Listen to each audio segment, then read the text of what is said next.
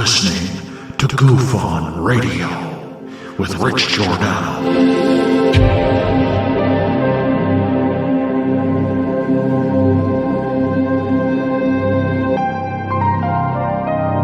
My personal belief is that there is very compelling evidence that we may not be alone.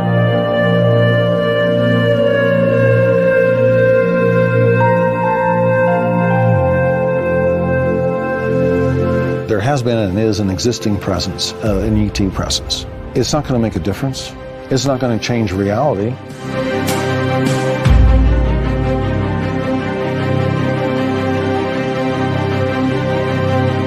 I believe, as do the other folks that were on the flight, that when we visually saw it, that it was something not from this world.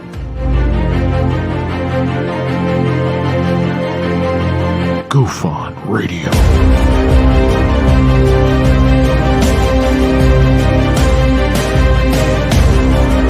You were either in or you were either out, brother. But the cream will rise to the top, oh yeah. GUFON Radio with Rich Giordano.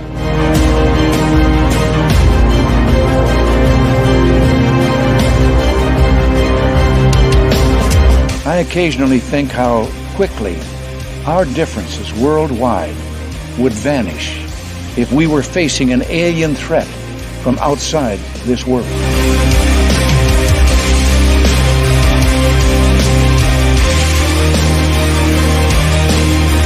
GUFON Radio. Remain seated, please. Permanecer sentados, por favor.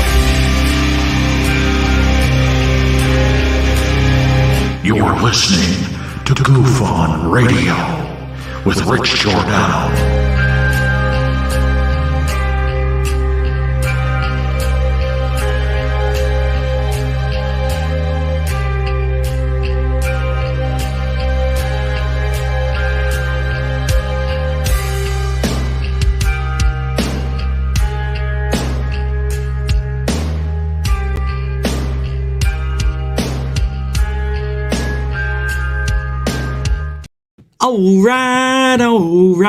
All right. Welcome to GUFON, everybody. I'm your host, Rich Giordano. It is Friday, May 19, 2023. How are ya? Yahoo! 9 to 5ers made it all the way to the end of the week. How do you feel? What do you be? I bet you feel great, don't you? You feel like a millionfold, I bet you. Now that you got the next 2.5 days off, what you gonna do? What you gonna do with your life? Well, I'm glad you started here, at GUFON. It'll be a good show tonight. We're gonna go over episodes 3 and 4, I believe it is. Real quick on the 3, and then the 4 will be the one that's the important show. And, I can't play the clips, but I can show you things. So we'll be able to still look at the things I'm talking about on the Skinwalker Ranch. And then we're also going to talk about everything in the field that's going on. All right? You understand? Is that okay? The first episode we'll talk about is the blob. And then we'll talk about something else after that. The other episode after that. But I'm excited. This is going to be a good show. So, a little bit of fun talking about Skinwalker Cash because of Zigfugor. He makes an appearance, of course. Well, we'll get into it. And we'll also talk about the incredible anomalies they found on the show. So finally, a positive spin on Skinwalker Ranch with also the negative I'll show you in a minute. Mainly my issue is Travis Taylor. Well, let me tell you something. Now, I don't know about you folks, but when they're sitting here up on the canyon looking towards the triangle over at Skinwalker Ranch, I tell you, I get me some goosebumps. I love me Skinwalker Ranch. The whole time, he has gotten worse as a host of the show. Somebody who they film, during the show, and they go, what we're doing here is we're going to shoot off another rocket. Like, how many rockets are they shooting off into this mysterious thing? It's so freaking awesome. Funny. but they found some shit. You throw enough shit up against the wall, something's bound to stick. And that's what we have in this episode review tonight. Let's do a little bit of roll call and get the show started. You know what? I see Jeanette Angel kicking off the show with a $10 super dono. Is that all you're about, is pure love? Thank God. Thank God. Thank God. Yeah. Jeanette Angel, thank you very much for the 10 pound, 10 quid super dono. The first one again. If there were any before the show, I'll double check. I didn't see any. But thank you very much for that. And Dorothy and also Jeanette, welcome to the show. Dorothy Hawkins throwing down her $2 contribution this evening. That is a super dono. The love part,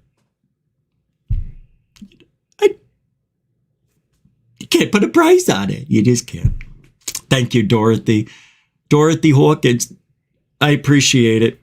And you wrote something the other day, and I meant to read it, but I'll have to look for it again. But I wanted you to get credit for something you said earlier in the last week. And can you please let me know if it's okay if I read that? I think you made it out for everybody to read, but it's specific, so I'm just asking. You know what I'm talking about? But thank you, Dorothy. Again, mucho gusto generoso. Welcome to the show. Lisa M., welcome to the show. Diane the Boss, welcome to the show. Hey, what's up, Jesse Peak? MUFON, Florida. I like the sound of that. Welcome to the show. Hey, Tony. Oh, I have to say hello to everyone now. No, I know. It's so frustrating, those 5 minutes out of your life, right? It sucks. What are you going to do? Just say hi, everyone. I don't like typing. I hate using the chat on my phone. Hate it. Because you can't do the same things you can on the desktop. But I understand. It's a lot of people you got to say hello to. Right now, we only got 70. But we'll get up there. Tonight, we won't have a huge show. Probably barely make 100. But if we get over 120, that is a success. Sky Allen, welcome to the show. Mindforked, hey, how are you doing? Akashi Chris.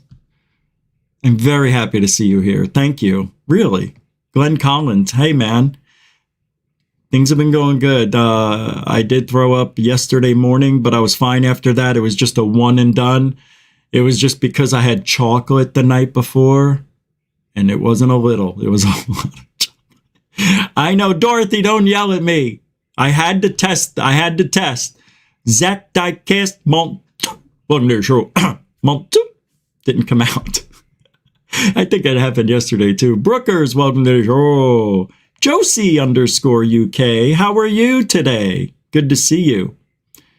David Wilcox. What do you say? How do you be there, matey? Derek Faulkner. What do you do? How do you see? I saw the eyeballs. Hey, all right. Well, you know, Brian Yates is here. Thank God. Welcome to the show. Scott Archer. Welcome to the show. Oh, Rebecca, I didn't forget. Welcome to the show. Beautiful. Shelly Michelle, another beautiful one. How are you, Goofonian? All right, then. Hey, Lantonio, a beautiful human being as well. Welcome to the show. Stavros Stavro is here. You know, I'm probably the only person who gets your name right every time. Jay Cerno. Oh, by the way, welcome to the show. Jay Cerno, welcome to the show. So, Derek Edwards, I've never seen you here before. Thank you, from Texas. How are you, buddy? I got family in Texas, near San Antonio. Did I say hi to Derek Kennedy? If I didn't, I'll say it again. Welcome to the show. Darkroom UFO. I dig it. I dig it. What's up, Darkroom? Never seen you. Hope you're on the good side of ufology. I don't know. I'm keeping an eye out tonight. Foghorn Leghorn's here. Michelle's here. Let's get started now that Michelle's here. So let's do it. Let's get started. So, Boston Deadhead, Gary Henninger. What do you say there, kids? Intergalactic Overhaul. Alfie Joe Bob. What do you say? Mr. B's Truth Seekers. And there you are, Boston Deadhead. Good to see everybody. Welcome to the show. Let's get going. So, we're going to talk about Skinwalker Ranch right now. Usually, I wait and then I do it. I got a lot to go over. So let me pull up the episode called The Blob. I've got it ready. And I've got to talk about what they're doing here at Skinwalker Ranch. And I can give you some visuals. I can't play more than a second here or there, so I probably will avoid that at all costs. But they call this episode The Blob because they got a picture of something while they were... See, what they do in this episode, it's really strange. They have that place, I can't remember what it's called, where the triangle is. I'll just call it that until I remember. And above the triangle area, there's a supposed portal that's between 1 and 5,000 feet. And in the past, we've seen them drop things out of the helicopter and try to go through the portal. And according to them, something was bouncing off. It was things that whatever they were dropping, it was bouncing off this invisible shield, according to them. I didn't see it that way. To me, it just looked like they were off target and it got blown, whatever it is they were doing. Remember that? They threw out about 80 of these tubes with the GPS sensors in them, and they only got 2 that went through out of all of those. Which, if we go by what they're saying, I mean, crazy, right? If that's true. But it's not. It can't be, because there would be so many things happening over there if they found, real researchers, not TV show searchers. Now, Travis Taylor used to be likable. I'm finding him to be a little bit too much into it now. When he talks on the camera, they look away from the camera. We do it too, like you're talking to somebody, but he's just basically reading a script now, and he doesn't do it well. Something happened to him, and he just sounds like a bad actor. I couldn't believe it. I'm like, what happened to this guy? Yeah, what we've done is we have gone now out to the whatever, and we have dropped these tubes. He just sounds like Christina Gomez, pretty much. It's kind of annoying. Let's see if you can hear it. Skinwalker Ranch, we're now getting focused back on the Mesa. The Mesa, that's what it's called. So remember, the last time I did the episode review, they had all of these drones. And this company does art, and shows with their drones. So they flew the drones over that part where the portal supposedly is, and the drones started acting out. The GPS showed they went underground. They went to different places that they didn't go to. It was interesting. But again, another part of technology that seemed to be interrupted with whatever's here at the Mesa. And I'm starting to be a believer, because every time something goes there, now look, I know it's TV, but I don't think they're going to risk their entire careers faking stuff. I really doubt the companies that are going out there are agreeing to lie. It will come out eventually, if somebody did that. So I don't think they're playing games with it. I think they're trying very hard to find something at Skinwalker Ranch that they could walk away with and say, look, there's an anomaly that's going on right here, and we think it's a portal. Something is going on. And man, if it is, it's amazing. Now, last season, they drilled into the Mesa, into the mountain at the base. And when they were sticking there long, because what they want to do is get core samples. And the core samples that they were pulling out had metal shards in it, in the mountain, 150 feet in or 50 feet in. But when they got to a certain part, they hit a dome-like structure that was pushing their, the thing they were putting in their core sampler. It was pushing it downward. like, or upward, or it was going up, whatever it was, it was following the shape of what seemed to be a dome. So they came up with this hypothesis or theory that there's a metal object in the mountain, either buried there or there for whatever reason, and they're running into it. And it's possible that this object that's there, that they don't know what it is yet, is creating all the disturbances. And the signal keeps coming up on the frequency 1.106 or something like that. I'll try to find it, but it is 106 or 1.6 megahertz or something like that. And that signal keeps popping up for no reason. But I think yesterday, whenever I watched it, they said they think they figured out that is a signal that the military is using, but there's no military near there. So why is that signal coming up? It's very strange. Now, last year they did the digging, got the core samples out. So they want to know what this metal dome-shaped craft, dome-shaped roof, dome-shaped thing, they want to know what's in the mountain, of course. So they brought the strongest ground-penetrating radar on the planet to the location. Anybody want to take a guess what happened? Yeah, that's right. It didn't work. I'll show you. The signals that came back were so unbelievable. They said we've been through this before. We've never seen anything like it, they said. The signal was being interrupted because what they wanted to do was get the ground penetrating radar. They did. They walked back and forth right over that part where they think there may be a structure there. And it came up looking like jumbled jargon of some sort. I'll pull it up and show you. So here's some parts of it, of the show. That's the mountain. And they've gotten the weirdest things. There it is. So this is what it came out like. And it shouldn't look like that. They actually gave us an example of what it should look like. That should be smooth. But even though it was a little broken up and it was done this way, look at the difference. They said that they were able to find a few pieces that showed there's something there. Scattered throughout this entire mess, they found out that, or they figured out that it looks like something is there, even though they can't use the ground penetrating radar. So they tested the radar away from the mountain and it worked fine. But they never went back to try it again.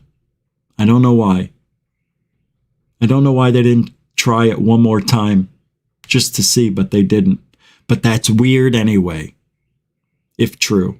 And I say if true because it is TV, but I don't think this company would put their reputation as the best and the deepest ground penetrating radar company on the line like that and lie. So whatever happened. And again, it's an anomaly. It's strange. And look, I shit on Bugle and everybody there, but there's something going on at Skinwalker Ranch. There is. It's not fake. There's something there. Nobody can just put their finger on it. My thing is, these guys are doing everything, even though some of the tests are like, meh, but here's what I think about that. It's better to try everything than not try everything. So I give them credit where credit is due. They're trying everything. It's amazing that they can't see in there. Look at the difference. See, good and bad. Bad is on the right, and the good is on the left. I mean, that is really just unreal how much of a difference it created. But nonetheless, they didn't give up. They tried other things. Yeah, look at this. Did you see him have his hand in his head? That's the guy who owns the company. That's where they found some.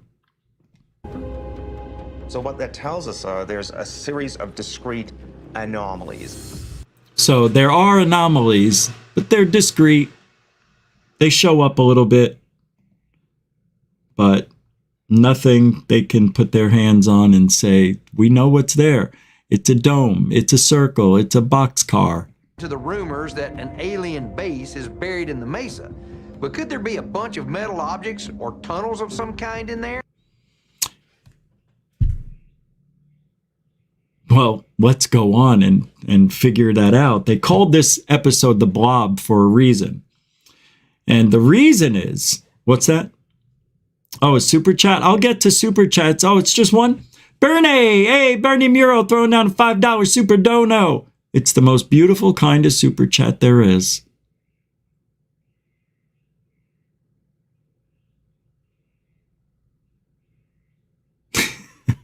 Thank you, Bernie. I appreciate your ongoing support. I was just sending you a message. Mucho gusto, generoso. Bernie Muro throwing it down again. What's up, Arrows Andy? How you doing? Welcome to the show. So, Moody Mongol, everybody. Now, the Blob is a good name for this. Now, even though that didn't pan out the way they wanted, and I'm sure they probably paid like 20 grand to get that guy there, they were still trying to figure out a way to see if this portal is real. So they were going to shoot some rockets again into the portal, and you won't believe what happened. Camera pointed in this direction. All right, here we go, here we go. I can't do it. I can't play everything. You know, I have to be careful.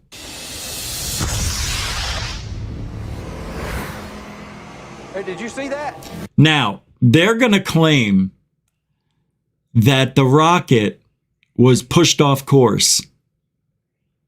I used to build these rockets. That they said it on the show. I don't know if I could find it, but Travis Taylor says something to the effect of, we've got to do better with these store-bought rockets. So I knew that they got them from like a hobby store or something like that.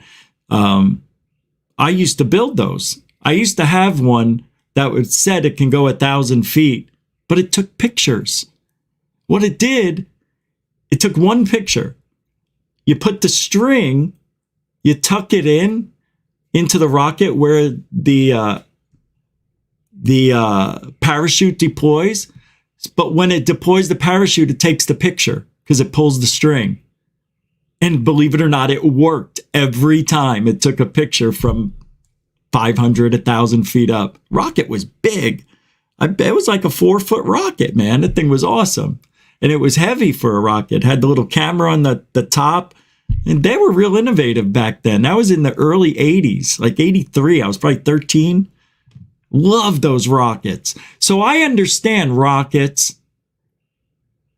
because a lot of the rockets we built, not a lot, some of them veered off course just like this. If it's not set up perfectly on the launch pad, if it's even off just a little bit, something like, you know, it's just off. I can't explain it. If it's just angled a little bit, it could catch air the right way and veer. I've seen it a million times with other people setting their rockets up wrong, not on a flat surface. So I'm thinking maybe these guys, but they blamed it on. Did you see that? Travis said, what? It turned before you could get to wherever the anomaly is. It turned before it can get to where the anomaly is. Sure. Invisible that deflected it. Now I noticed that in midair, it suddenly veered a little off course, like it ran into something invisible that. It didn't. When you watched it launch, it just went that way. It didn't get pushed off course. He's making it up. I was yelling at the TV and saying, no, it didn't. It did not. There's no way it did. Yeah, watch the launch. Here. Hold on, let me do it again. Maybe I'm wrong. What is this copy bullshit? What is... Look, I got something connected. Get off. Prick ya. Here, watch. I'll open the screen. Sorry.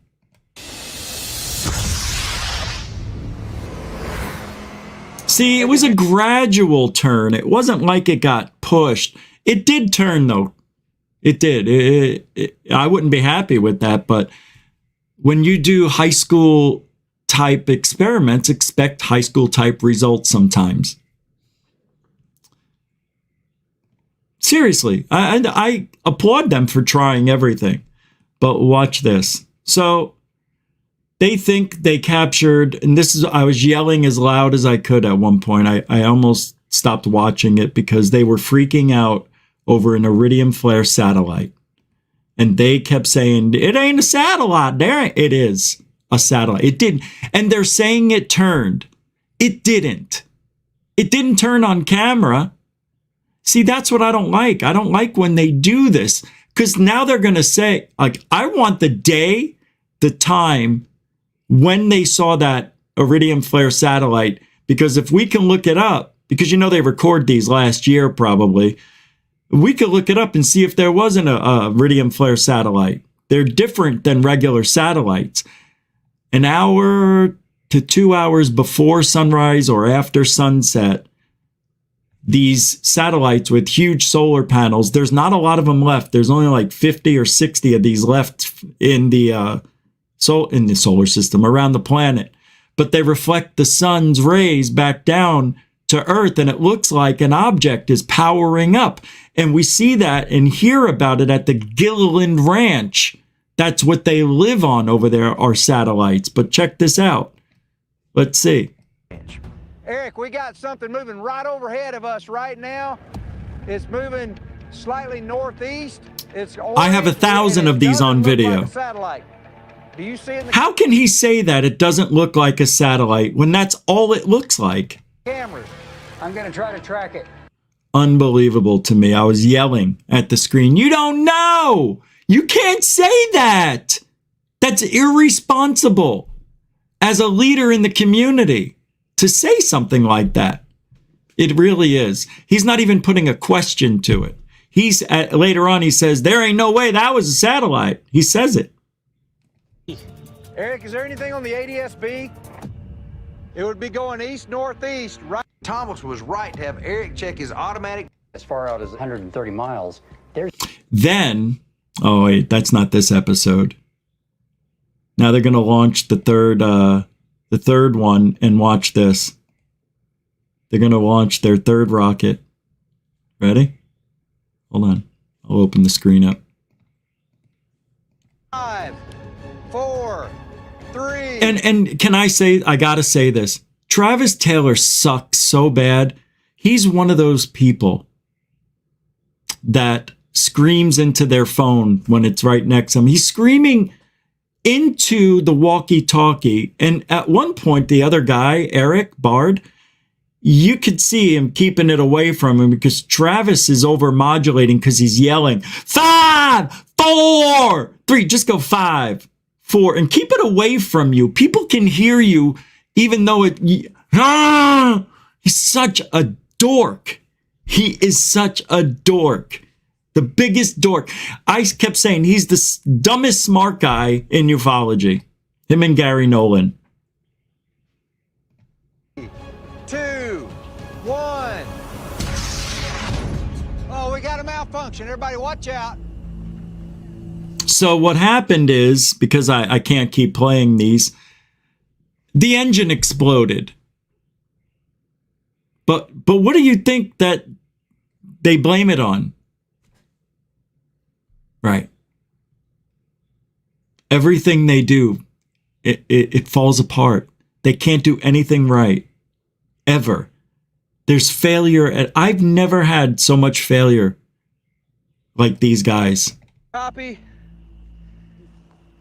I copy you, Travis. Looked like we had a lawn dart. Well, it was worse than that. High speed because it should be right in that. Anyway, so now watch this. The blob. So they look at the camera, the recording of the launch, and they want to see if there's something on video. And lo and behold, there was. Let me open it up. They see an anomaly in the sky. Ready? That cloud remained intact. The whole thing, this isn't an anomaly in the lens because it didn't move. They're saying there's light from the ground that's affecting their video. It's showing up in here, and they think it's an anomaly, but it's actually the ground light. And I just can't get over that they're actually calling this an object that's cloaking. There. This to me is irresponsible. By the light. Yeah. And of course, when the rocket went up, of course, right when it got to where it is, it exploded. You know, the engine went out. It is weird. Let me tell you, as negative as I am about the work they're doing there, at least they're doing it. All right. I get it. I like I said, I applaud them for their efforts. But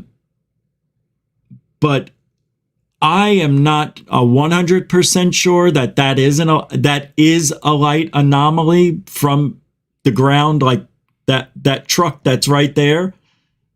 And it's pointing this way, you know, it's pointing in our direction, which would, in essence, now you see this here on either side. Hold on, this here and then this here. I mean, to me, that looks like the housing of the camera that's videotaping all this. And then these are just anomalies that are either dirt on the lens, or it's in the sky, or it was just paused and those things are there.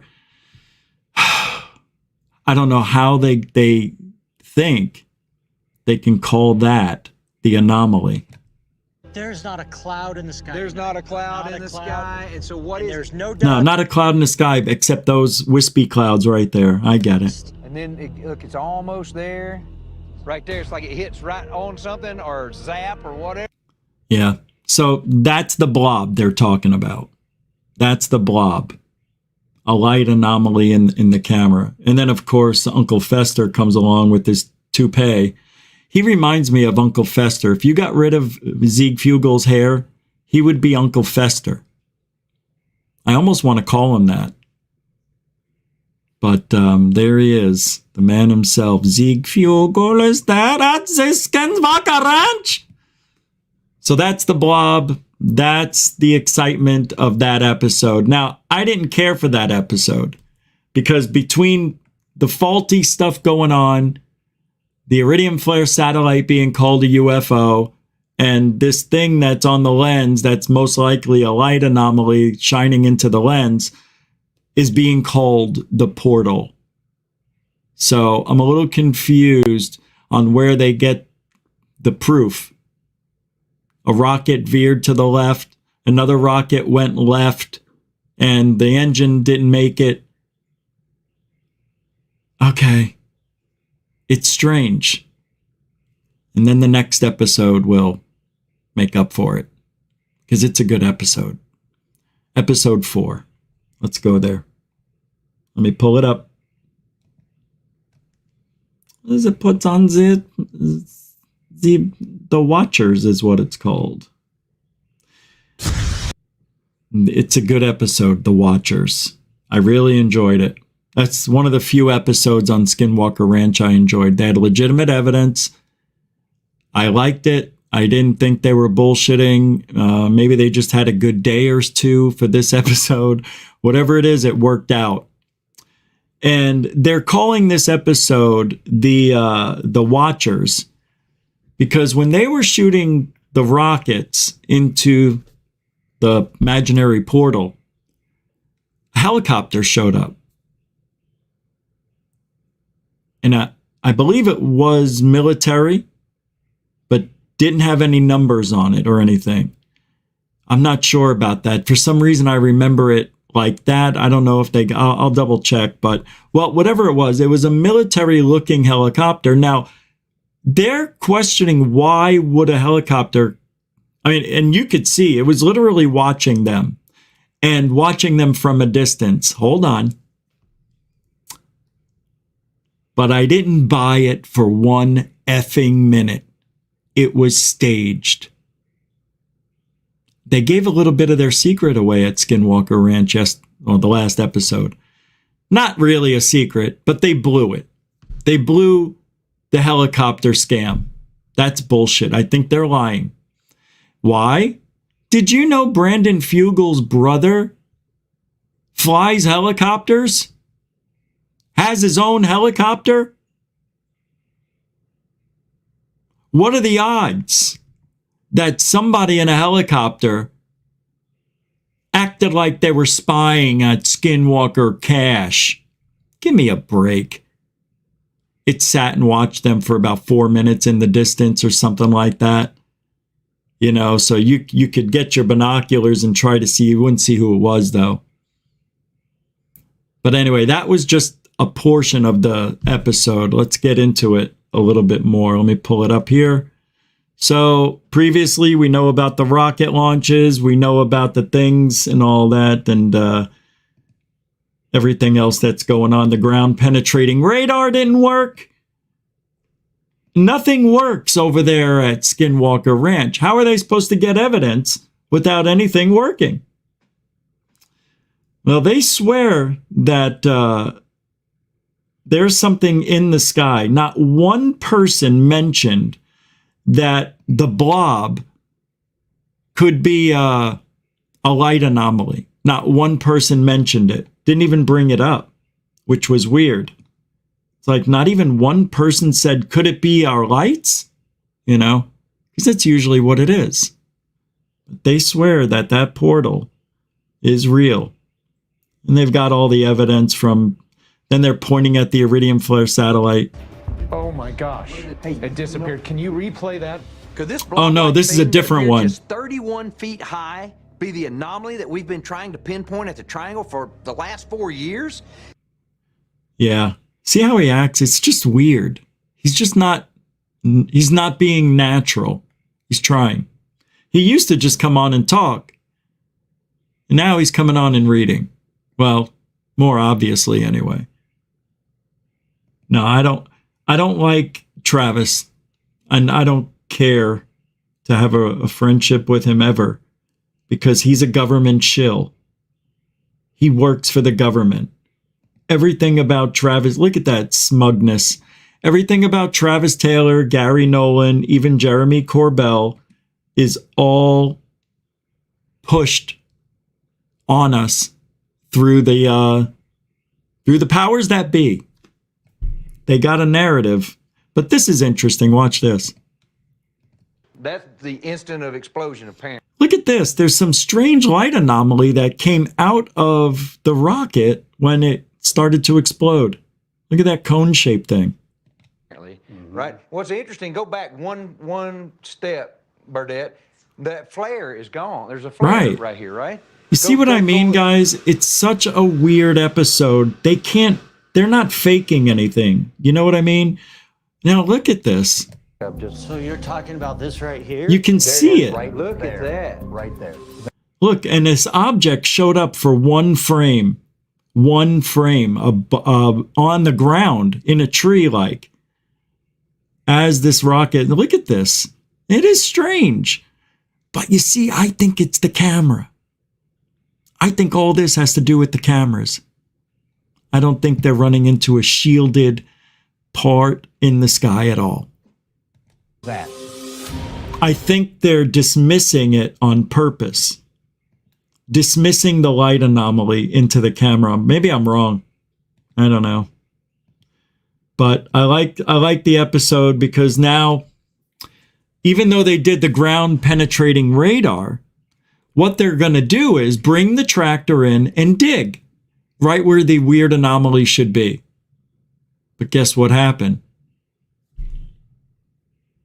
It got unsafe, they said. And when they were starting to move some of the rocks, they thought that an avalanche could ensue. And I don't think they're that wrong. So they didn't do it. So they didn't bother to dig yet. They were going to build a nice entryway for them to work. And then they decided, you know, we've got 50,000-pound boulders here. They start coming down. We can't run fast enough. So they ixnayed on the dig-ask. And away we go. Now, that's what we want. We want them to dig at Skinwalker Ranch. We want them to go in that mountain and find the metal structure that's in there. Will they ever get in there? I don't know why they just don't go to the top and dig down.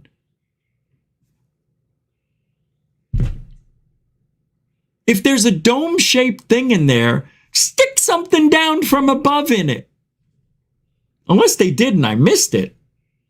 You can tell in my voice, I mean it. There's the signal, 1.6, 00646 gigahertz. That's it. Now, if you guys want to write that down and do research on that, let me know. I may do it myself. You know, I didn't even have any weed before the show. I didn't have my 5-hour energy drink before the show. I didn't even vape before the show. I've been talking straight for 45 minutes. So I'm going to take a small break while you guys talks amongst yourself. You know who I thought I just saw in the chat? UFO Jesus. I thought I just saw UFO Jesus in the chat. That was weird. That was weird. No, I actually saw... It looked like it said post-disclosure world, but I don't know who that was. I think I must have been going, oh, it was Rumpelstiltskin's Flossberry flop technique. For some reason, it threw me off. Look at this name. That's a name right there. Rumpelstiltskin's Flossberry flop. I know what the Flossberry flop technique is. That's how high jumpers did the jump. It's called the Flossberry flop. Isn't that nice? Look at me. Mervyn Pervin's here? I must have had a vision of UFO Jesus. Yes, I love saying your name too. Rumpelstiltskin's Flossberry flop technique. Yeah, I know it's funny sounding. Hey, what's up, UFO nerd? 666. My favorite number. I was gonna have it. I'm gonna have half because I'm gonna work out tonight for the first time in 2 weeks to the day. Well, Saturday. Tomorrow will be 2 weeks to the day. It was the last time I worked out because I got sick Sunday. I was out a whole week, and then I took this week to recover. Maybe I'll take tonight off and start tomorrow. That's what I'll do. No show tomorrow.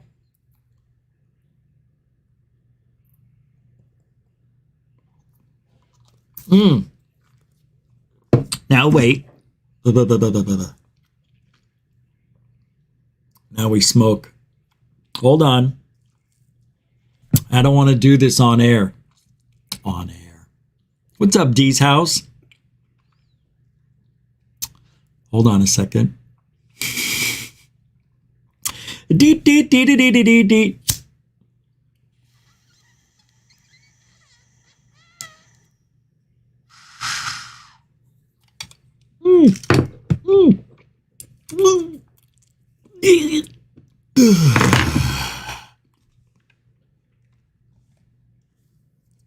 I cleaned out the pipe, and when I went to suck in, for some reason there were pieces in there, you know.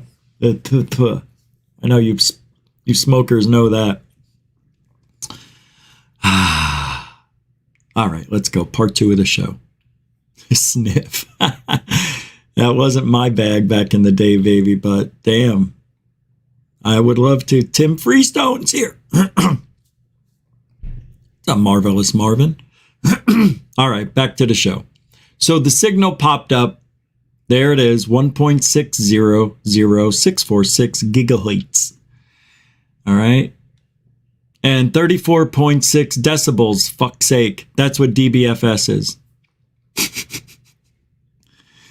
All right, let's move along the episode. Now, with that being said, they, like I said, they couldn't dig. So let me get to the next part. Oh, what's his name? Started having headaches. Not Dragon, the other guy, that guy. Started having his head started hurting, so he left Skinwalker Ranch. Of course. He had the headaches the last time, and then found out his brain was being pulled away from his head, remember? Uh-oh, look who's here. The Fugel is stepping off the helicopter. The next day, Brandon Fugel alerted us that he and his brother Cameron were bringing Utah Attorney General Sean Reyes to the ranch to hear more about the mysterious helicopter that showed up during our last experiment at the Triangle. And what are you going to prove? So I'm going to bring up the all-sky camera. I'm hoping that the sound will carry through for this. Whoops, sorry guys. I can't play big screen the whole time. 8, 9. Whoa, come on. No! Yes. What did I just do? Sounds like military. a Black Hawk to me. So they got the sound. It's a Black Hawk. That's how they figured it out. It was military because they had the guy who's a helicopter whisperer come in. That guy. And then, look at him. Zig Fugel! God. Experiments. It's no surprise that it's created some concern for dense. Come on, this part was boring. But they made it up for it at the end. So they're going to try another experiment. They're going to drop bowling balls or something into the magic triangle area. Oh! Thomas told me the very first time I met him that the ranch responds to people differently. And as crazy as that sounds, I believe he's right. You know, the ranch treated me with respect until I took a shit on the lawn. And ever since then, I got a rash on my ding-a-ling. God, I love me Skinwalker Ranch. Way to go, Travis. My ding-a-ling, your ding-a-ling. Everybody's gotta play with their ding-a-ling. Whoa, my ding-a-ling, your ding-a-ling. You remember that song? All right, so now they're flying over the mesa, just so you can see where they've been flying. And they're going to drop these balls and see if they disappear into the... and he's just got radar out there. But every time, according to... Now listen, according to Fugel's brother, every time the helicopter got about to get set up over the location, gusts of wind came out of nowhere. It went from 5 knots to 35 knots instantaneously. They had to leave. It got so dangerous, they landed because of a little wind and a little drizzle. And then you see Dragon, they get right up on him, and he's saying, you know, no matter how many times there's some strange anomalies happen out there, safety is the most paramount thing that we can do here at Skinwalker Ranch. So we had him land for better weather. Nobody wants to hear that. We want to hear men fighting the elements, doing what it takes. Look, I understand it got breezy, but don't play it out that way. Play it out like you're doing something. Play it out like you're fighting the elements, man. It was so tough, man. These guys nutted it out, but they didn't. They just came home and landed their toy copter. It got a little breezy. See, I don't understand. If a helicopter can fly 100 miles an hour, how is a 35-mile-an-hour wind going to interrupt it? It's the dumbest thing I've ever seen. They're just creating a narrative of a threat that isn't there. The threat that because the ranch treats everybody differently, you never know what it's going to do to one of us. It may not like us being here poking and prodding, but we sure do love Skinwalker Ranch, don't we, fellas? Well, they do find some good shit. Look at Travis. Look at him. Look at him. Look at him. Look at him. Look at him. Look at him with his gut tits. He doesn't even have a ball bag anymore. It went to his ass. Sorry, I don't like liars. I don't like people who put up fake narratives. I don't like people who make shit up just because they're on TV. Matter of fact, I don't like anybody that's on TV. Just joking. Someday I may be on the TV set. Listen, watch. Security and safety are very important. We don't know what it is that we're interacting with, so keeping it secure and keeping the scientific integrity of what we have going on here is of utmost importance. Told you. I couldn't believe I paused it right there. Look at how serious they get, too. It's funnier than hell. They get right up on them. You know, safety is the most paramount thing when it comes to Skinwalker Cash. This is how we make our living. And I tell you what, if the ranch don't like us being here, well, we're going to stay here just a little bit longer. See, that's how you know it's all bullshit and they don't really believe it. Because if they believed there was something they couldn't see, couldn't control, couldn't detect much that was attacking them and their lives, do you really believe they would stay there, sleep there, work there? Not these snowflakes. That's why when it got breezy, they had to put the helicopter down. Oh, your poor little baby's gonna get in a breeze storm? Is it a little breezy? Oh, 35-mile-an-hour knots? Well, they do find some anomalies here. Where is it? The whole episode was boring, but it was... I say that because not much happened, but all this talk about the military watching them and, you know, just them talking about some things. It was interesting. I didn't think it was bad. I didn't think it was bad at all, but watch here. This is cool. Let me open up the screen for you bigger. The circles behind. This that's right cool. Here, this feature right here. And it was following them in the helicopter. My God. Holy cow. What is that? It's following it. Following you in a... It's All right. Something following. First of all, that is a lie. It is a bold-faced lie. Not only is that object not going the same direction as the airplane, it's going way slower. They're just lying. I'll play the video again. If you watch the actual direction it's going away from the plane. It's probably another plane in the distance. Let's take a look. What is that? And it's Hold following on. you in a... It's like... There's something following. No, it's not. Watch. And it's following you in a... It's like... Watch. It is going this way. The helicopter's going this way. And this is going this way. It's not... Now, if it was going the exact same way, like this... Yeah, then we got it.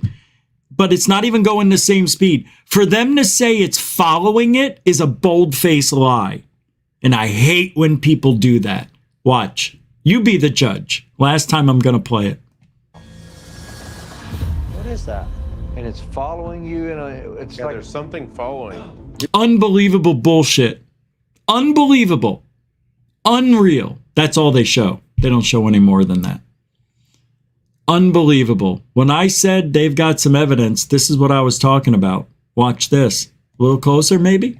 And Thomas got a And sudden headache. We captured a clear as day UAP right next to the helicopter. This is in broad daylight. This is a... Yeah. I don't like it. I don't like it. Now, that looked a little different on video. Let me see something. Right above it. Is there any chance you can zoom in on it? Certainly. Hold on. That's all right. There All right, here we go. Watch this. we go. That's what I was wanting to see right there. It almost seems like there's a point here. I was just about to say... Kind of like a top? You know... Like a triangle. Actually...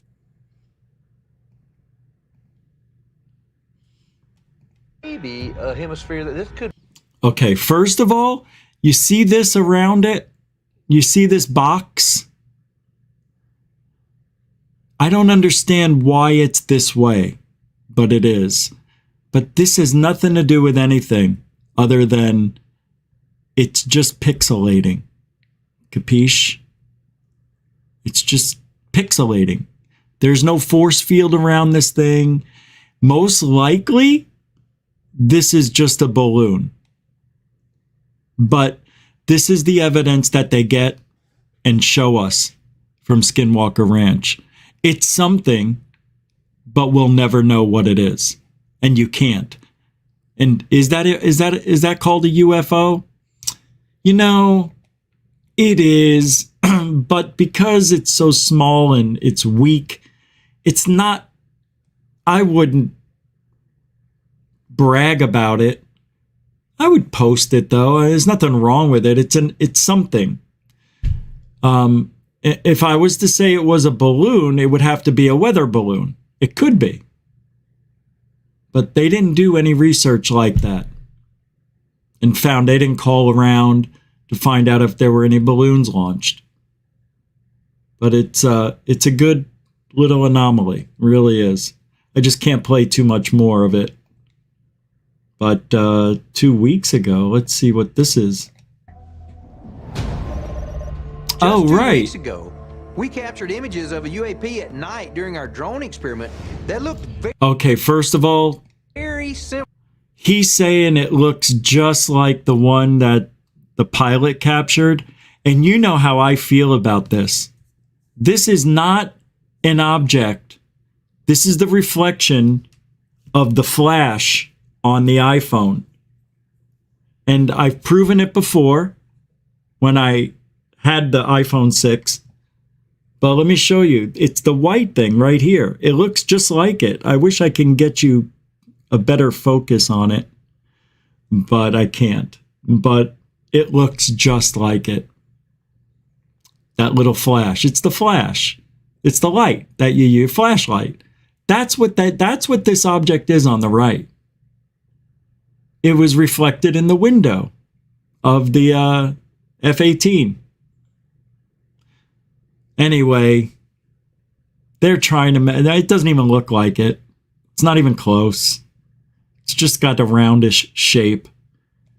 But that's Skinwalker. That's episodes 3 and 4. And I tried to do justice on what really happened on those episodes, but I'll put the link to the show in the description in case you guys want to watch it. You may have to purchase it or whatever like I did. I don't care about spending $3. It's research for the show. You know, I brushed my beard and everything before I came on, and it looks like I've been messing around with it. Maybe I'm sitting here doing this, while I'm talking and shit. All right, let's get part 2 of the show going.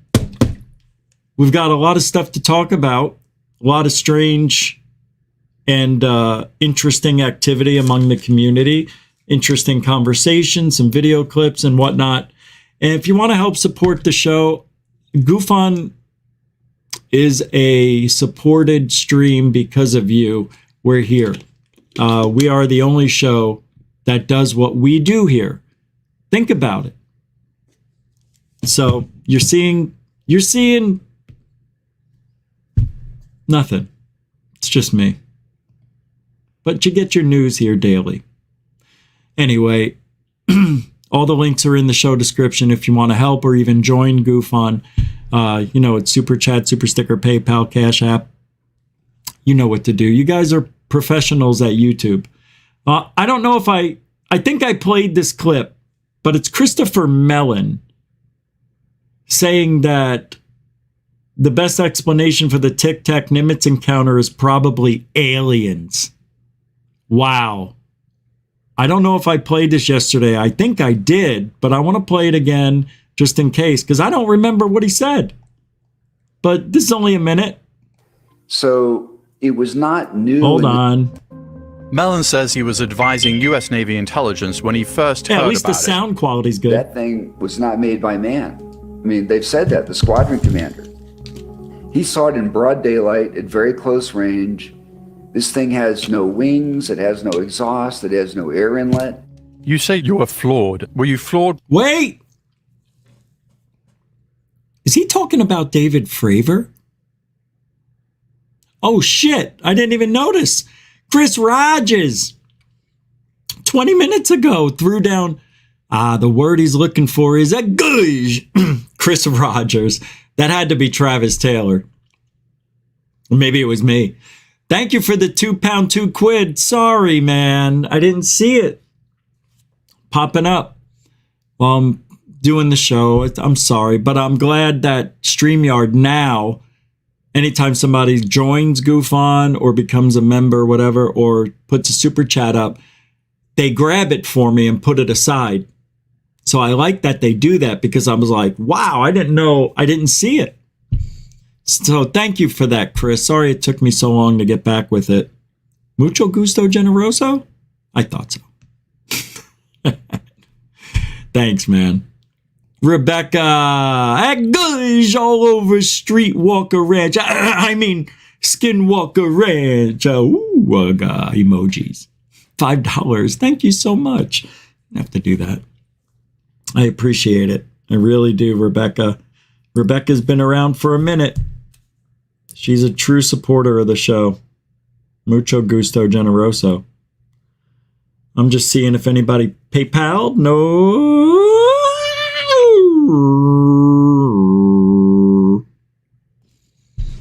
Thanks, Rebecca. Mucho gusto generoso. Giddy up so. And who's this lady? I know this lady, Lisa B. With a super sticker, $2 super sticker. Mucho gusto, generoso. And this is for everybody. Thank you, everybody, for the super duper gushes. All over praising for kids. I thought you were bigger than that. Even the announcer gets in on it. Unbelievable. Thank you, Lisa B. Contributing to GUFON. Mucho gusto. Generoso. Hey, it's not stupid. All right, let's listen to the rest of Chrissy Mellon. Come on, Chrissy. Oh, why did I pause this? I think he said something I didn't agree with. I mean, they've said that, the squadron commander. He saw it in broad daylight at very... The squadron commander. Is that David Fravor? No. Who's the squadron commander? Have we heard from the squadron commander? I'm not familiar with that person. Why aren't we hearing from this person? Who is it? Maybe it is somebody. Maybe it is Fravor and I'm just not getting it right. It is his grinder. This is Christopher Mellon's Grinder profile pic. That's where I saw this on. I was on Grinder. Yeah. I was looking for Scambian pictures. I heard there's a million of them on there. Yeah, that's why I was there. Nope, sorry, ladies. I'm not that guy. Grinder. All right, let's listen to the rest. Oh, I was mad. Yeah, because I want to know who that guy is. Close range. That said that he saw this. This thing has no wings. It has no exhaust. It has no air in it. You say you were flawed. Were you flawed because this is the first time you'd sort of seen or heard anything like this, or because it confirmed other reports but just seemed to have more depth and detail? These kinds of incidents have been going on for decades and on a significant scale. So it was not Thank you, new in the Z-Mod. sense of people haven't reported things like that before. What was incredible was the number of witnesses, the quality of the witnesses, the quality of the data. Mellon says he spent months trying to put information about several UFO sightings in front of the U.S. Secretary of Defense, but no one would hear him out. So he decided to take the story to the media, along with videos from the Nimitz encounter and 2 other similar incidents, which surprisingly weren't classified. I want to thank Zmog right there. So I'm assuming Christopher Mellon was talking about him because he's the one who said, Fravor's the one who said he saw it, had no propulsion means that he could see, no wings. I thought maybe Mellon was thinking of somebody else. I wasn't 100% sure. So thanks for verifying that. I think you're right. And I want to explain to UFO Nerd real quick in the audience. I have seen your email and others who have emailed me recently. I will be getting to those this weekend. There's a lot of them. And it's because it's hard to focus sometimes. And I've gotten back to some people, but not all of you. And I've gotten many more messages recently and some sightings that people have sent me. So I'm excited to take a look at those. And maybe I'll do a show on what people sent me, like, viewer submission show or something like that. Something for the people. Well, you know what else I'm trying to do? I am going to get the newest ufologists on the show. We are going to do that probably next week. But yeah, what I'm saying is I'll get back to those emails. So I'm not ignoring anybody on purpose. Just been going to the doctors every day pretty much and doing other things. I got a lot of stuff going on. And I took some video today with the new camera. Let's see if it transferred over to my account so I can show you these pictures.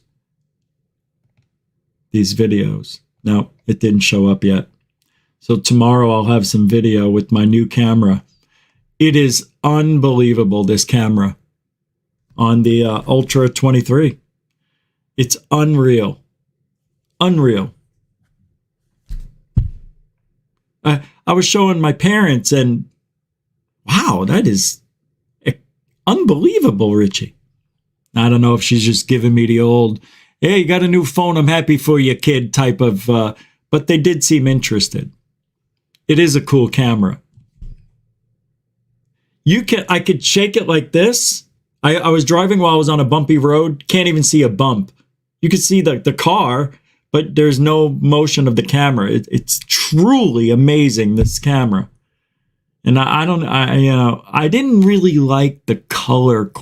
It was a little too much contrast. So I'm trying to figure out how to fix that. For me, I didn't like it. There was too much contrast, but they give you options where you can make it warmer or cooler. So I'll have to play with it, but it was fun. It was exciting. It's a $1,300 camera. Well, phone, but the camera's amazing.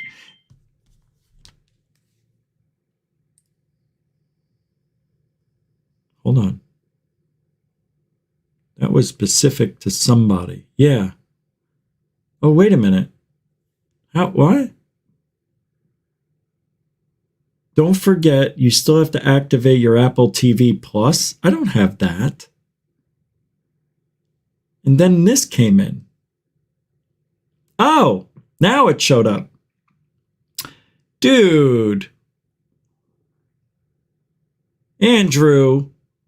He's sent $10, 10 pound, 10 quid through PayPal. Tribute for the John Baptiste Emmanuel Zorg haircut.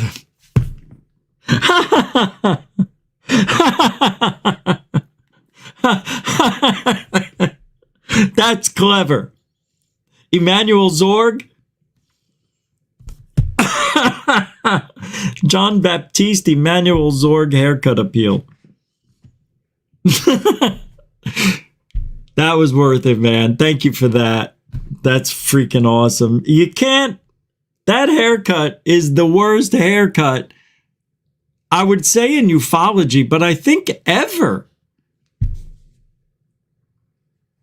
telling you, his kid did his hair. Swear to God. And it probably did it with his feet.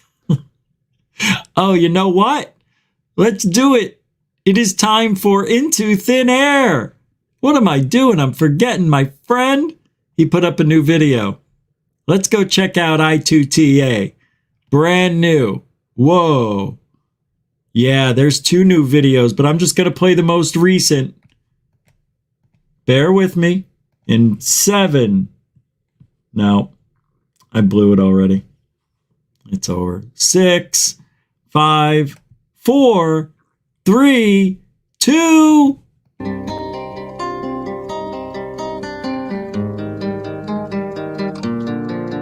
Bum, bum, bum.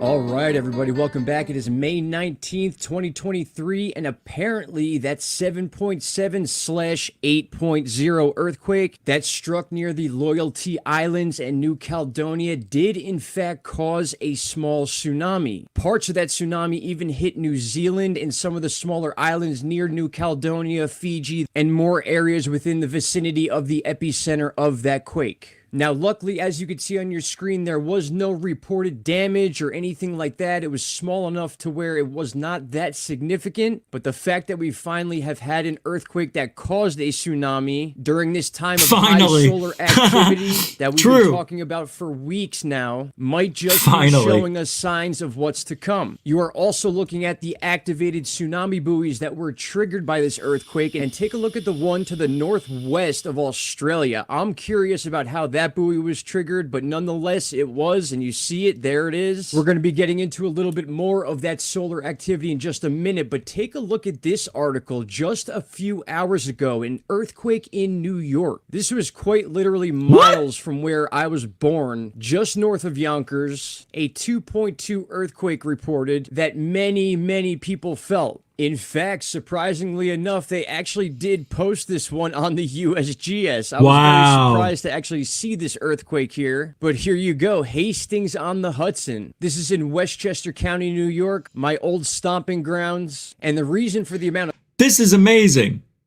Earthquakes are popping up, not New York City, but close. So there's something really strange going on. And because of Into Thin Air, we've learned that the sun has been very active. And I wonder if that's playing into it. I'm sure he'll take a look. So let's continue this.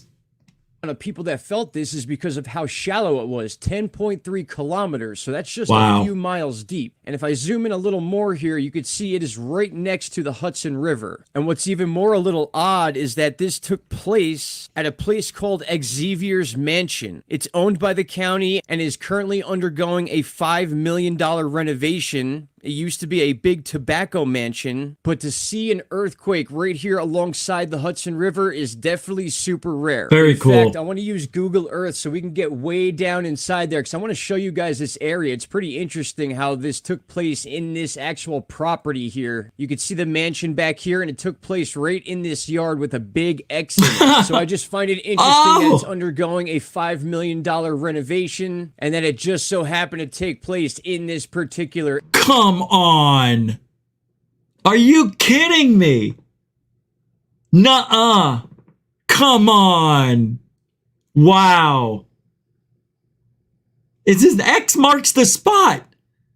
Jeez. Area. I guess maybe a little biased because it's where I grew up as a kid. Now, as far as the space weather goes, we spoke about this a little bit last night. It was very late last night, so I'm sure a lot of you did not get to see that video, but I want to show you what's been going on with our sun. Just towards the end of May 16th, we had nearly an X-class solar flare, an M9.6. That is very strong. It was on the left limb of the sun. I'll show you that video as well. But since then, we've had 1, 2, 3, 4, 5, 6, 7, 8 different M-class solar flares coming from 2 different sunspots on that left limb of the sun that is actually making its way towards Earth facing. And very quickly, just to refresh your memory, here is a snapshot of that X-class solar flare that took place on the 16th, which we are currently now feeling the solar storm from, or at least a bit of it. And the reason I say that is because this was on the left limb of the sun. It wasn't directly Earth-facing, but when you get a flare of this size, you're definitely going to get effects on Earth. Now move. All right. Guys can watch the rest of that at Into Thin Air. I'll put the link to that in the show description immediately following the show. The reason I'm not playing the whole thing is because he just put it out today, and, if it was yesterday, it'd be a different story. It's his new video. So you try not to step on toes too much on the same day, and I feel like I might be doing that. So even though he would be okay with it, I'm just trying to show that it isn't. Like if I played any more than half, like I only played a third of the video. If I played any more than half, I think that would be unfair. Yeah, go watch it on his channel. Give him the click, man. Give him a thumbs up. And don't forget to like, share, and subscribe to GUFON. I noticed the thumbs have dropped considerably. Don't know why. Should have 150 thumbs up per show. 93, 98. Well, I guess it's relevant to how many views it's getting. 800 to 1,000 now. Yeah, but we're not. Oh, I found out YouTube has a thing where you could, for $200, for $13, and you know what? Not supposed to talk about it. Never mind. Behind the scenes. It doesn't matter.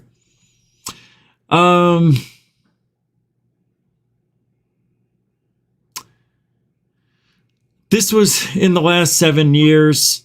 The uploader didn't leave any details, but this is exactly what I videotaped in 2006 that I think may be a plane, but there's no flashing lights. Even though there's the lights that look like it should be a commercial plane, even a red one, but there's no green light with mine and no flashing lights with mine. And then this video came out 7 years ago, but shot 7 years ago. I just found it today. I don't know how long it's been on the internet, but it looks just like mine. It's almost even at the same height off the ground. It's so similar to my video. I thought it was mine at 1 second. I'm like, is that a long version of mine? It's like, how did they get that? I was thinking, well, here it is. It's pretty crazy.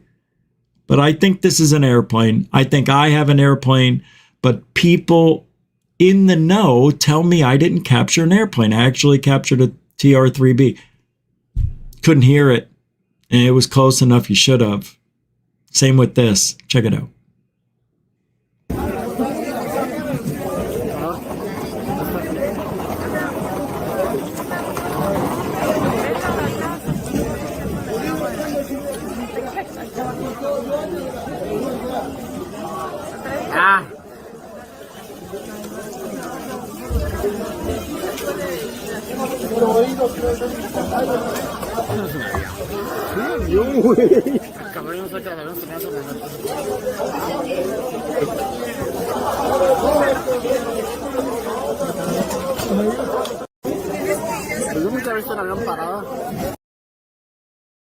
See it?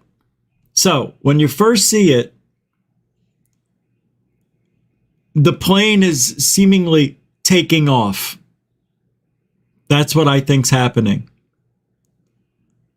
But there's no flashing lights on this. Now, I thought I saw a flash a couple of times, but the guy, you see, like right there, I thought there was one. It was behind at the time. But then the object levels off, and then you see it from the side view, and it looks like one of the lights goes off because that is the takeoff lights. They turn off when they get in the air. Watch. Bottom right.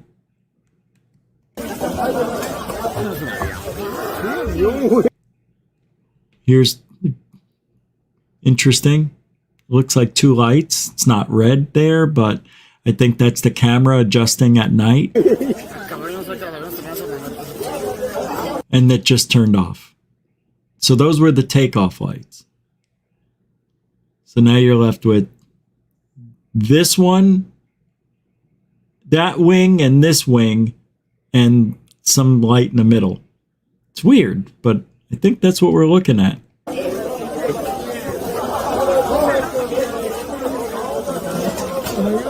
Hard to know, but it's just like mine. Mine is called a must-see triangle. Let me see if I have it on my desktop, because I think I do.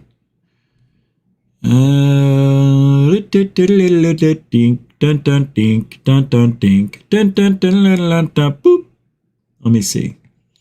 Is it on this side? Weird night, slow and heavy, make it till you fake it. No. I probably have it somewhere in here. Let me see if it's in here. Downloads.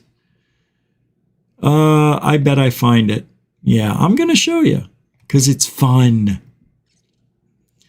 Let me see. I got it. Told you. Ready? You won't hear it because I can't play the sound on it. Hold on, let me pull up my screen again and show you this. Oh, I just did the right thing. Okay, here we go. Here it is. Now watch mine. The light configuration doesn't match that of a plane's. Well, it didn't when you see a plane at 5,000 feet. When you see it low and taking off, it may have a different looking configuration. Well, then I say this is evident as the lights pass by the stars and the tail end of this object stretches out diagonally while moving. Well, it does. But watch how similar it is to what you just saw. I think there's music, but you won't be able to hear it. See? Told you. Looks just like it. Here comes the stars from the right. There it is. So that's the direction. There's another star. See? So where are my flashing lights? Where's the green light? It is exactly like it. And you hear me say, whoa, like I've never seen something like that before because I haven't. But when you look at some photos, look at this still image. What do you see? Green light, red light. This is an airplane. And look at, you see how it's doubled up here? Well, when we were watching the other video, for some reason, the FAA lights probably didn't have to be like this airplane because maybe it was a private airplane or some sort of important person or military operation. And they don't have the same exact lights as a commercial jet, a Cessna. You know what I mean? Whatever. I see mine here as an airplane, but when I showed it to people in this field, they swear I captured a TR-3B. And I shot it. I don't believe it, but they wanted people from MUFON back in the day wanted to promote this. But it's an airplane, I think. But here's the deal. I didn't hear anything from it. There was no sound. It wasn't that far away.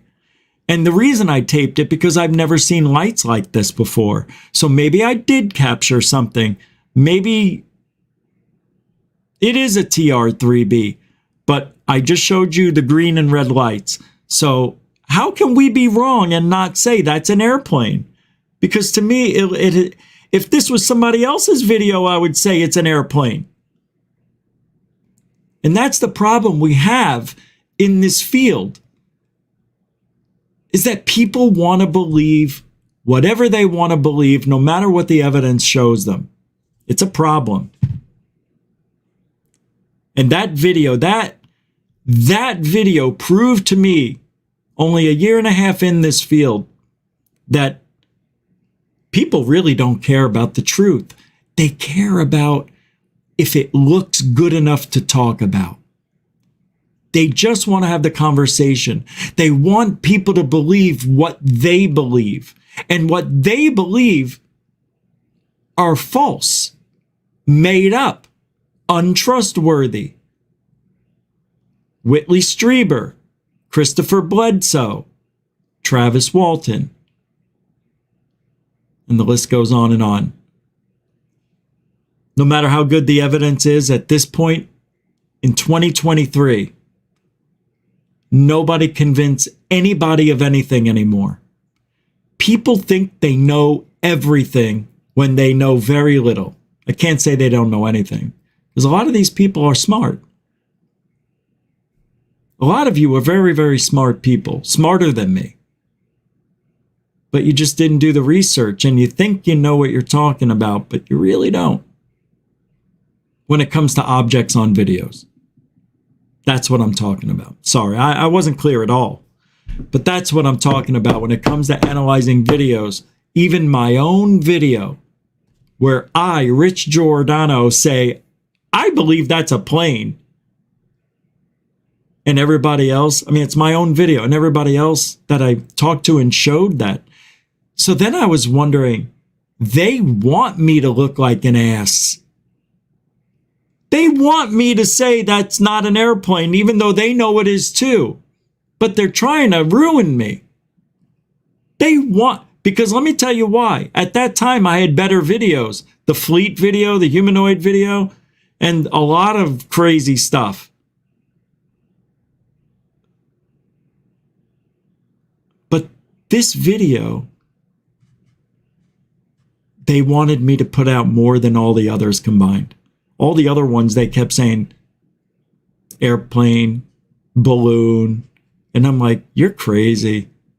I know that I'm probably a little biased towards my own stuff, but I'm one who admits when I see a string. I don't try to hide it.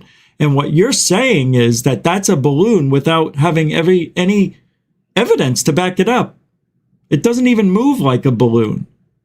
As a matter of fact, it's strange, and I'm surprised you're even saying that. See, that's why I don't trust people in this field. Nobody wants you to be the guy that has the evidence for some reason. And they'll shit all over you for it. Oh, yeah, I've been blamed of being that guy. Look, there was a guy named Gutter Gawker who used to help promote the show, used to donate, all that shit, right? Then out of nowhere, he goes, hey, I want to show you a video of something I captured a year ago. Now, we talk. We're friends, right? It's more than just showing up, and we were friends. So I thought, and I showed the video on the show because he was so into this video. And he said, dude, this is unbelievable. You got to show this. So I showed it. Immediately, I see a string waving. Not a little bit. Like, oh, mate, did I just see a string? No. Oh my God, that's a string. So at the time, you know, I wasn't as cautious with what I said like I am now. I am cautious, but I figured a friend who knows me, who knows how I feel about balloons, I figured he would understand. So I said, dude, that's a balloon. He just about lost it. He lost it. Remember this? If some of you who were here, he says, what do you think? I'm that stupid? I wouldn't know what a balloon looks like. And I go, obviously. Well, he asked. Obviously, you don't know what balloons look like in the sky. And it just so happens your balloons had to have a string on it. And you know what I found out about a lot of these people? They need glasses. They need to get new eyes. I'm not kidding. Not joking at all. I mean that with all full sincerity. If you don't have good vision and you wear glasses, I feel bad for you. I had LASIK surgery. And a month after I had LASIK surgery was when I started seeing stuff. It's like everything, the way it worked out for me, it couldn't have worked out any more perfectly because I had 20/15 vision for 2 years, probably 5 years. My vision is still great. Still have 20/20 vision. It's not as perfect as it was or crisp, but damn it, I still have 20/20 vision after all those years. And I would stand next to people on my camera videotaping what to me is obviously there. They can't see it. Now, it is hard during the daytime especially to find an object in the sky on a clear day if it's a white dot. Your eyes aren't like the eyes next to you. Not only that, you're not focusing the same distance as the person next to you. So when somebody says it's right there, you have to know that it may take them a minute or two to adjust their eyes perfectly. I always use the clouds. Anytime there were clouds out just a little, it made me so happy, because you can see the contrast between a white object and the sky. But when you have clouds around, it pronounces the white objects more. It enhances it. It makes it easier to see the balloons or whatever's up there. So you could be standing next to somebody and they can't see what you see. And I used to do that all the time with people. They're like, how come I never find anything first? You always find something first in the sky, whether it's a balloon, a bag, or an actual UFO, Rich. You're always there first. I go, it's the surgery. Because I'd have it on camera and they're right next to me and they see it on my LED screen. They're like, how the hell did you see that? Like, I know, right? It's crazy, but eventually they do find and see in the sky, but like I said, they have to focus in. It's not easy. Ufology is not easy. A lot of things can go wrong. I know, I'm just talking, but I figured tonight would be a good night for this. Check this out. Jeff Knox on Twitter put this out there. So Richard Geldrich posted this, and this photo appeared on July 9th, 1947, day after Roswell. A totally classic saucer shape, either an obvious hoax or real. He says, I have no idea. Been hunting through others' public newspaper clippings collections for anything old.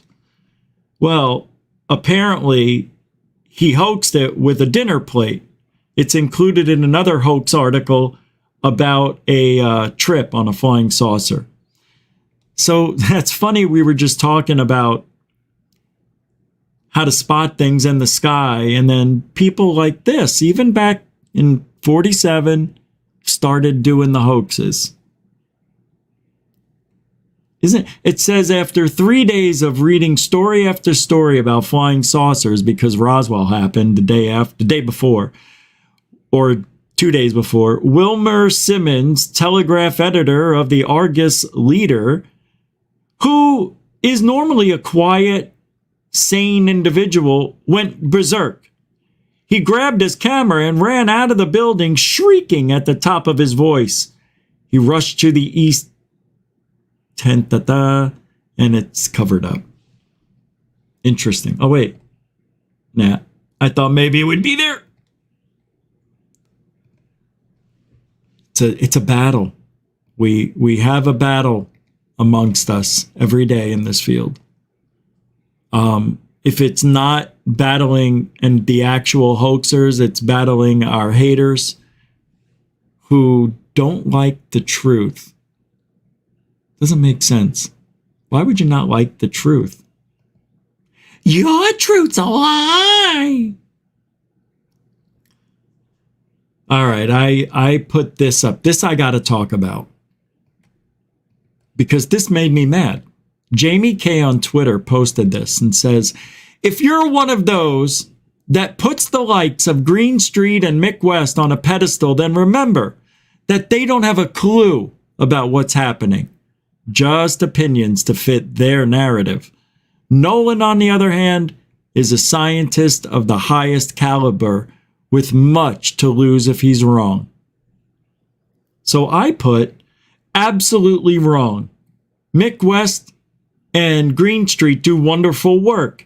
You don't like that they don't always agree with the answers given from people like Nolan. By the way, Garry Nolan is a paid government plant, just like Travis Taylor and the rest of who you have on a pedestal. Wake up. And then Jamie says, you're hilarious, Rich. I like you. I really do. I think you would be an ace to have a beer with, but you are using mental gymnastics to Olympic levels. Peace out, brother. It's okay to disagree. See, why am I using mental gymnastics? How's that mental gymnastics? Do you see? And I like that guy. I do. I like Jamie. I'll write him back something nice. But it really is frustrating. You see, you just got it right there. You just saw what it's like to be me. No matter what I say, no matter how much sense I put into it, no matter how nice I am. I mean, I wasn't mean. I was just very direct. I said, wrong. Green Street, they do wonderful work. You don't like that they don't always agree with the answers given from people like Nolan. By the way, Garry Nolan is a paid government plant, just like Travis Taylor and the rest of who you have on a pedestal. Why is that mental gymnastics? There's no mental gymnastics there, Jamie. That is 100% straight shooting. So don't say that. You know that's wrong. You know I'm right. Why couldn't you just say, good point, Rich? But they don't give me credit. I give myself credit. That's enough. Right? David Wilcox, I'm sorry, I almost missed this from 10, 15 minutes ago, 12 minutes ago. If we knew where that other sighting was, then we could check for airports. Oh, yeah, I know. Yeah, true. Yeah, I know. But we don't know. We don't have anything. That's the problem. Another problem with ufology. Nobody gives detailed reports anymore. How many people saw it? Did anybody else you think saw it? Did you feel anything? Did you hear anything? They talk about 2 or 3 of their senses. Everybody says, I saw it and I couldn't hear it. Everybody says the same thing. And if somebody did hear something, it's usually a low humming noise. You know, like, that was pretty good. But nobody gives detailed reports to know anything anymore. They just put the videos up, say, this is from Mexico. This is from Tijuana. This is from Newark. This is from Japan.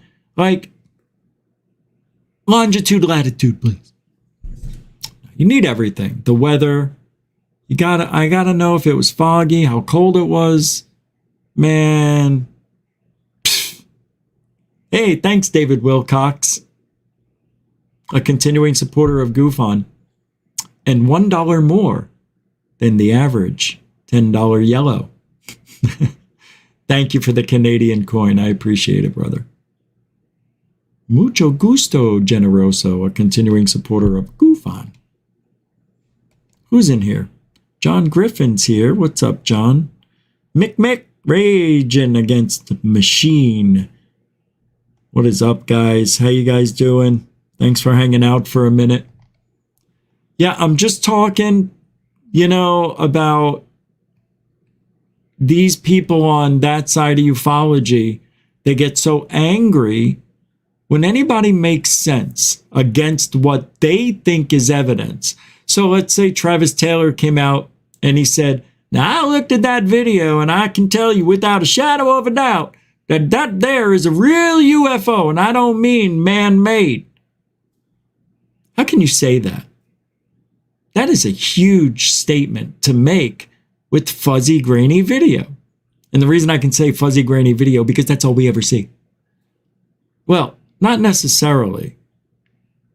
Let me rephrase that, because that's all we ever see from Skinwalker. Because I've seen some videos sent to Third Phase of Moon, Secure Team, Hidden Underbelly, and they're clear videos of I don't know what the fudge. But this community, it will take a Herculean effort to get people on the same page. I'm not saying we have to agree on everything, but why is that a mental gymnastics? Just because I made a point. I'll actually probably have to say that. There you go again, Jamie. Anytime somebody makes sense, they have to go after your character.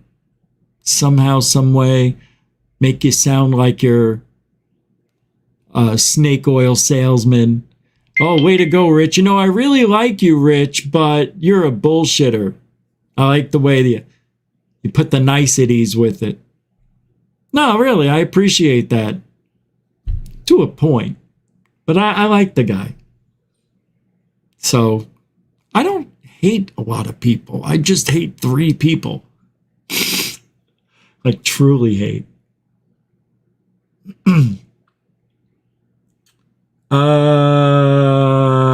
I'm not going to talk about that.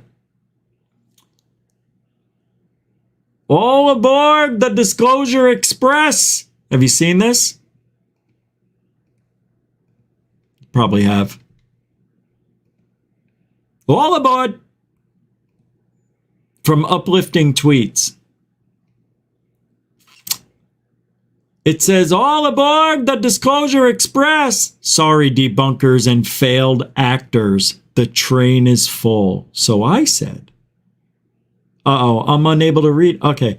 I said, this train is full of government shills, paid government employees, and government contractors. Where are the real researchers like myself or others who actually do real boots on the ground research? Not some made-for-TV egos giving us bad info. Good luck with your heroes. My heroes are legit. I used every letter. And nobody commented. Nobody cares. That's the way I get treated on Twitter because I say what's on my mind. I see somebody blocked me. I don't know who yet, but... All right, this is what I've been waiting for. This is a great way to finish tonight. And we have just enough time to do it. Anjali. I consider her to be extremely dangerous now. Dangerous. Yeah. She's giving people bad advice. She's giving advice to people when they have real problems. And the things that she is saying, which I can't repeat because I'm afraid to, are just out of this world. So I'm going to try my best to explain. Let me show it. She says, it's undeniable that we are not alone. And then all this garbage in between, right? If you're an experiencer, contact me. If you have noticed the phenomenon, if you feel that the nature of human reality is awry, all negative. A little positivity, but she's making it out to be like it's bad. If you are like, what did we find out yesterday? She said that the aliens, they get in our head no matter what, and they'll get in your head. So lock your doors all you want. The aliens are going to get you, is what she's saying. Now, I understand. Anybody can say whatever they want, but there's a different way to put that. She's just got no bedside manner. She doesn't know how to word things that may scare some people who want to talk about this stuff. She may scare them away.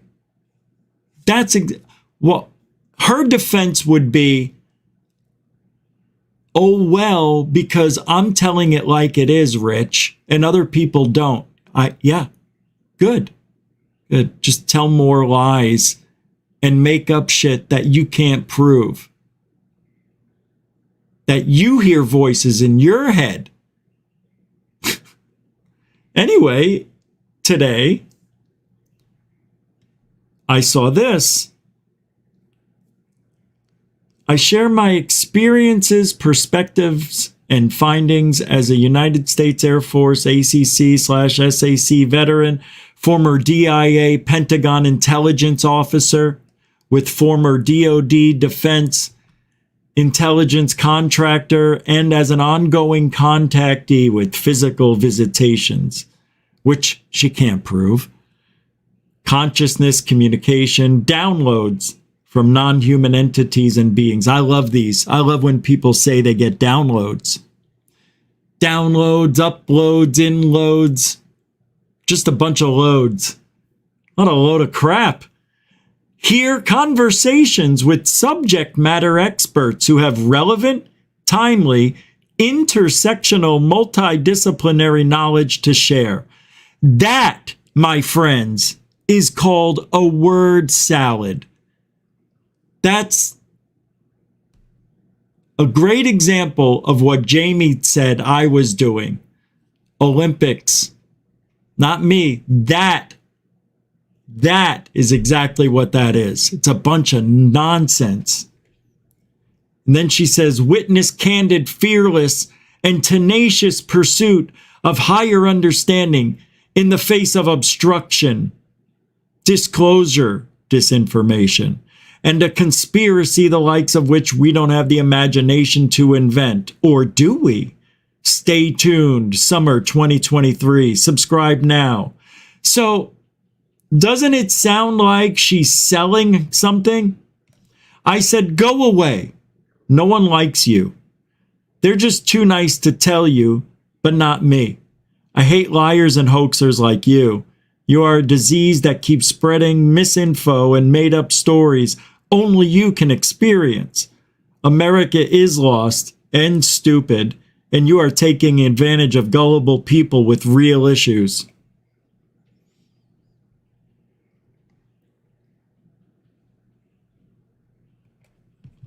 She's unreal. She's dangerous. Very dangerous. I believe she still works for the government in some capacity. I believe she's a shill. Somebody who's trying to get close and find out, if anything, what's really going on with the phenomena. Maybe. She may be doing that and created this false image and living it and seeing if people will buy into anything she says, and they do. See, I think that's what she is.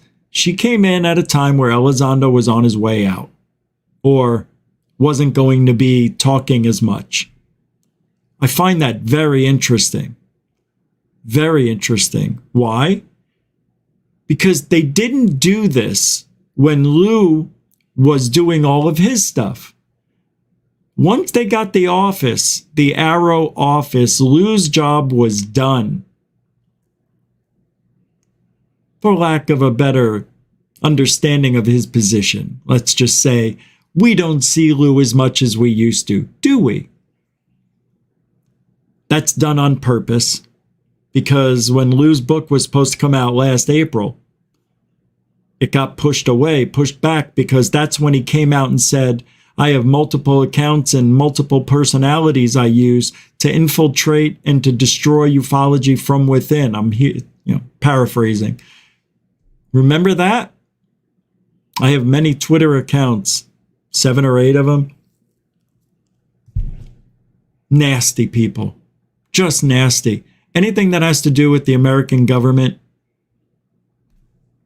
with these people, nasty. It's corrupt. Ufology is corrupt. Because it's a lie. Only the people know what's going on, just us. Whatever the government says, or anytime these people get on TV, just think the opposite and you'll be right. That's their job. We pay them to do that. I don't like it any more than you do, but I don't think they can harness this energy and disperse it to the communities yet until they can learn how to control it or keep people from stealing it and using it against us.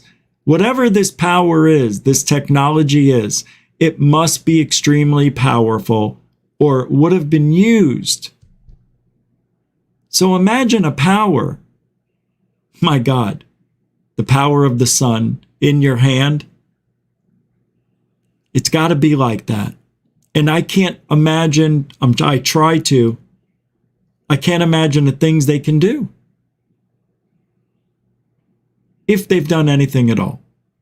It's nice to think that. I really do. I really believe in the whole thing. I think something is happening, but I don't think humans are supposed to know.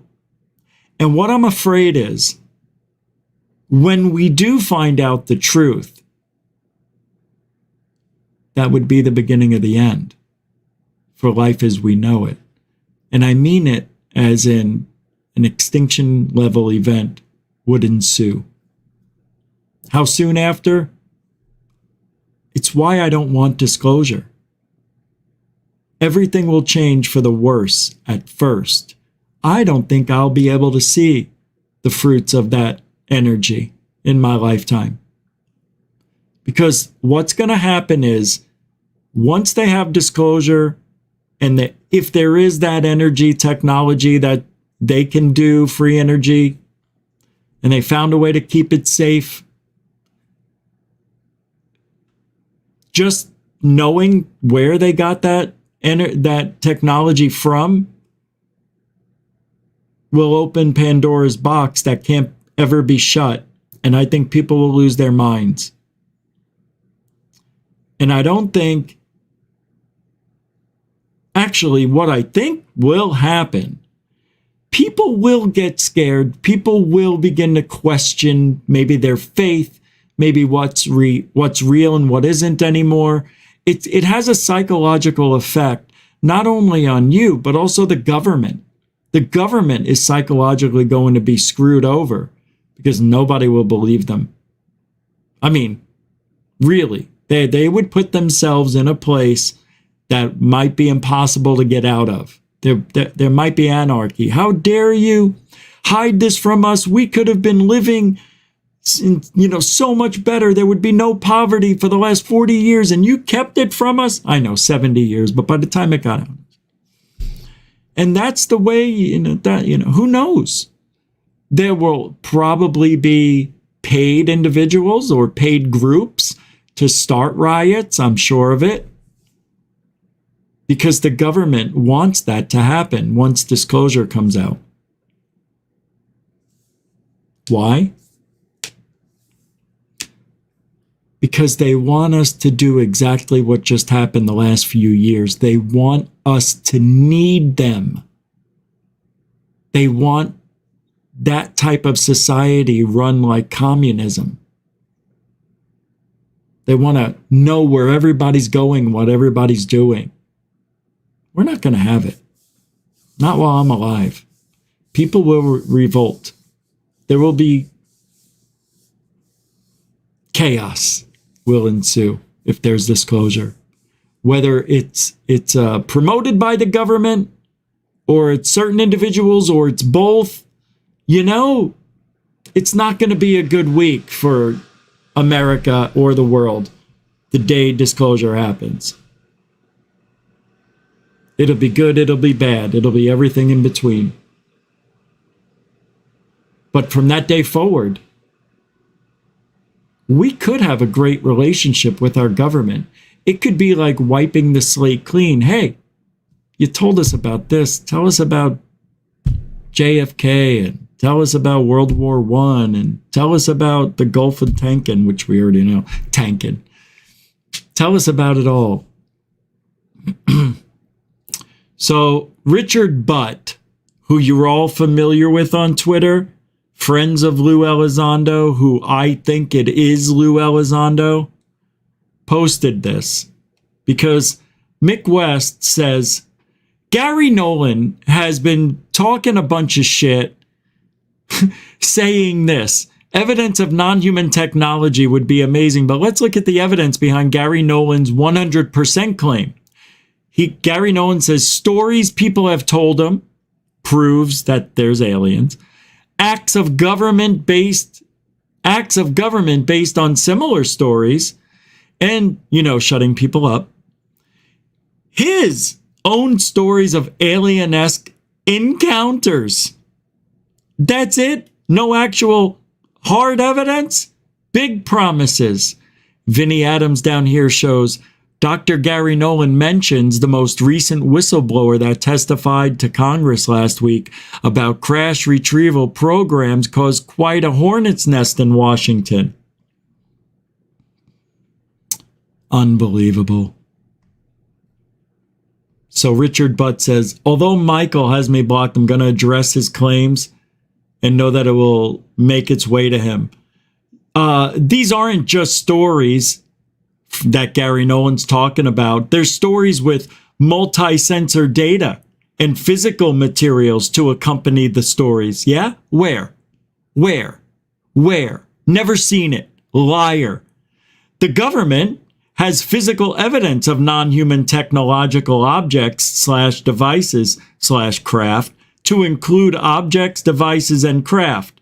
Unbelievable statement. That is just bullshit. There's no proof. Again, Mick West is right, and they're attacking him. And lastly, these are not just Garry stories. They are also sworn attestations from individuals who worked, both past and present, UAP recovery and crash retrieval programs, reverse engineering programs, and materials exploitation programs. There is a plethora of hard evidence. Remember, Mick has zero authority to make the claims he makes here. You don't need authority to say, where's the evidence? There's none. Zero. Sure, your girlfriends may have it behind closed doors in the military. See, this is why Richard Butt / Elizondo's girlfriend or Elizondo, this is why they're fucking dangerous in this fucking community. Because they lie all the time. Mick West is right. There is actual no evidence. And Richard Butt just said, what do you mean those stories aren't stories? But there is actual data, from sensors. Okay, show us. Ass face. Unbelievable. That's Richard Butt / Lou Elizondo. Unreal. Right in front of our eyes. The lies. There's none. There's no evidence of that. And if he's talking about Jeremy Corbell's radar of the blips that were going 100 miles an hour, 80 miles an hour, unbelievable craft swarming the USS Russell. If he's talking about that, he's way off base. But if Richard Butt is talking about some sensor data and other shit like that, show us. Thank you. That's why Mick West, again, attacked, but is 100% right. And they can't handle it. For some reason, they just can't see the truth.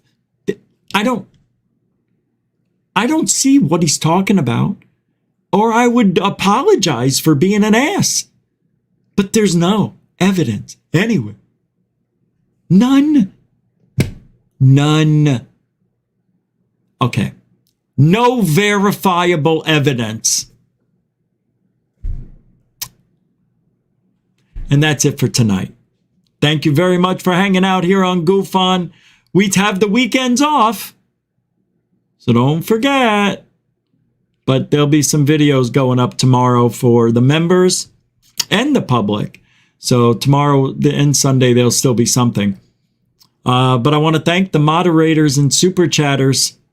Thank you very much for keeping control of this place, because the veterans and the newcomers, they seem to get it. And we have the greatest everything here. As far as chat room goes, we got the best people. Oh my God, I actually caught it. Oh, and I let it go. Wow. I did. It rolled out of my hand and flew away. I was so pissed.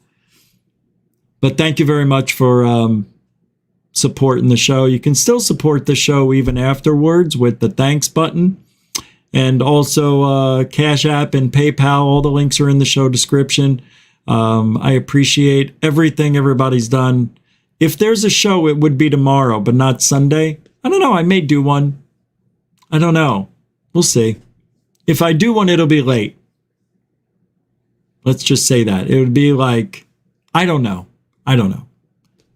No, it wouldn't be late because I got basketball on at night. It would be after the basketball game, whenever that is, 11 o'clock. It would be late.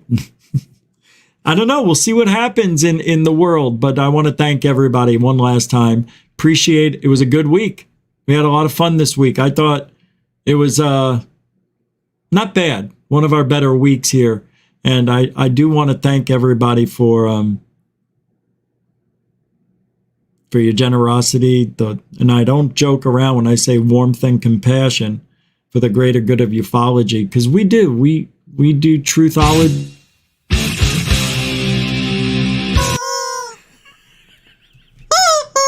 Truthology for ufology. Nobody does it better.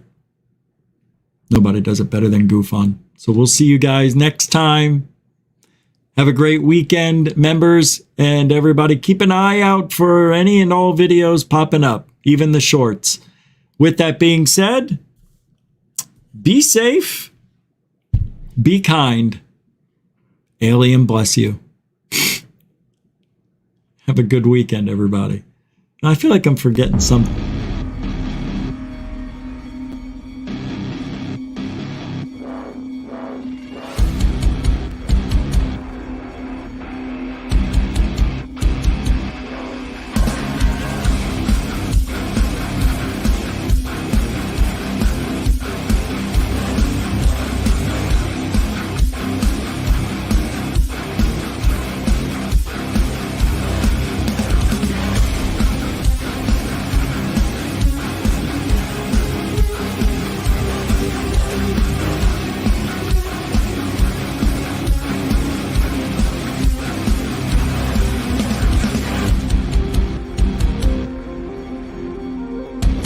What you just said is one of the most insanely idiotic things I have ever heard. At no point in your rambling, incoherent response were you even close to anything that could be considered a rational thought. Everyone in this room is now dumber for having listened to it. God have mercy on your soul.